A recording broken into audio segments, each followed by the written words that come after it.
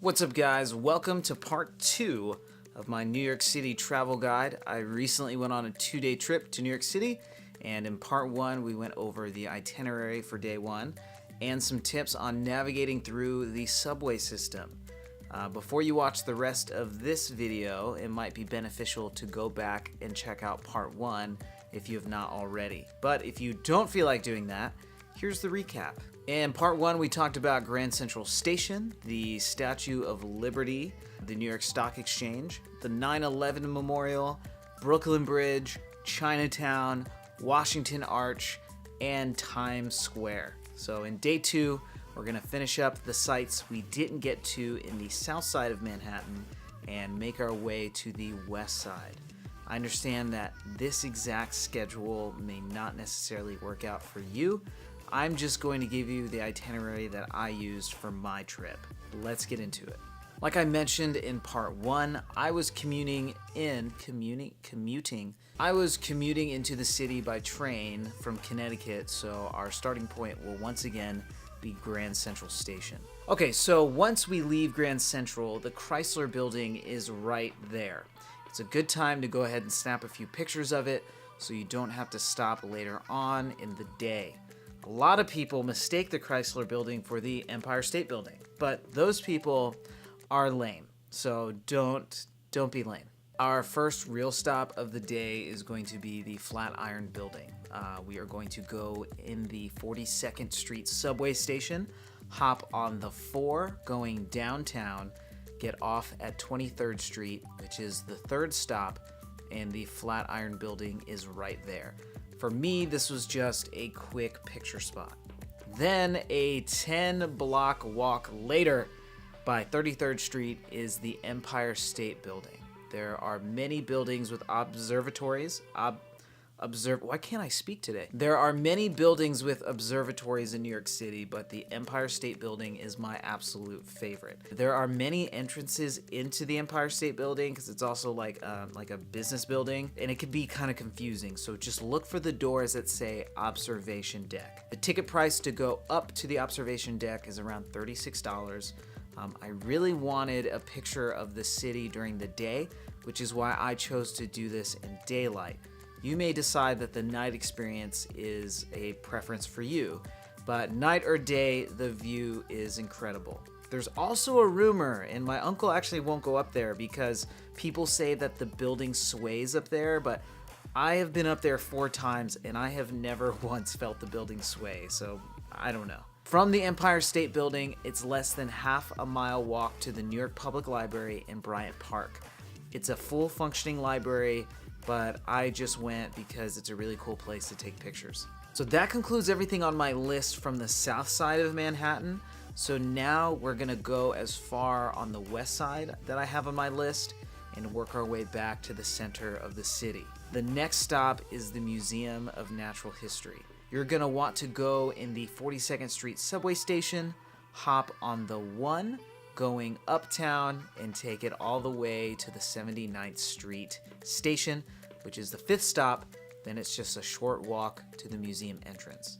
Now, the museum doesn't necessarily have a fee to get in, but they highly encourage you to give a donation of $15. So it's basically $15.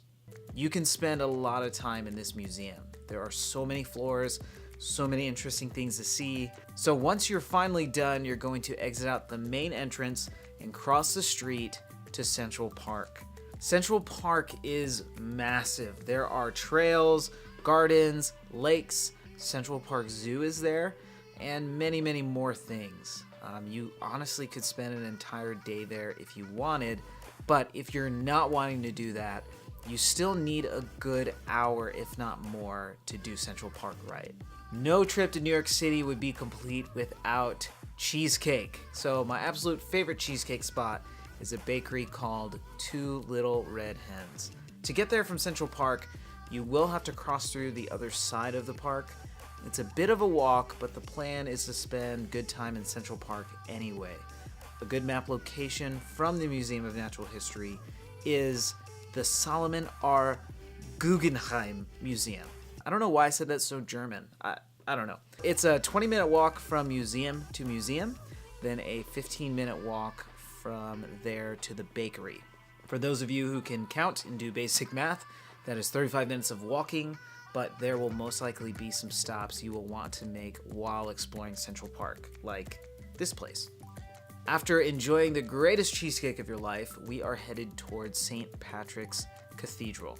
Side note, even though I didn't do this during the trip, the Museum of Modern Art, or famously called MoMA, is on the way to St. Patrick's Cathedral and is definitely worth it if you have time.